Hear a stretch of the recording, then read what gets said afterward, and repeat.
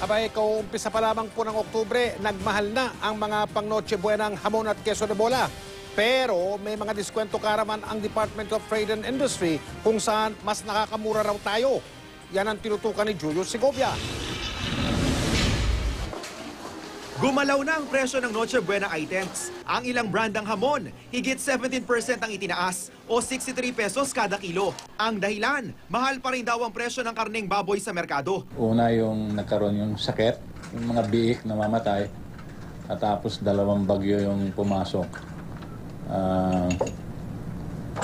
The latest one was Glenda. Tumaas din ang presyo ng ilang brand ng keso at keso de bola dahil sa mahal na gatas. Mula 3 pesos hanggang 47 pesos ang iminahal, depende sa laki at brand. May dagdag din sa ilang klase ng fruit cocktail.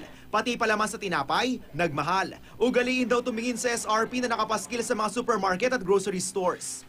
People should be advised whether they can buy it, they cannot buy it, they make adjustment to their budget.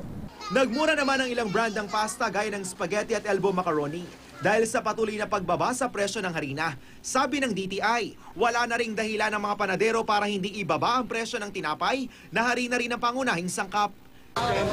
Yung bibenta nila yung mura. Sa mga naghahanap ng mura, umiikot ang diskwento caravan ng DTI sa Metro Manila. Aabot ng hanggang 50% ang matitipid sa mga pangunahing bilihin kasama ng ilang kasangkapan sa bahay.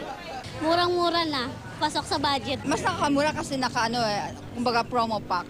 Payo ng DTI sa mga mamimili maging wais. Ugaliin daw mag-ikot sa mga suking supermarket at tindahan para makahanap ng mga murang produkto. May mga nagtaas presyo kasi, pero marami naman daw brand na pagpipilian para ang budget siguradong swak sa pangangailangan ng pamilya. Julius Segovia, nakatutok 24 oras.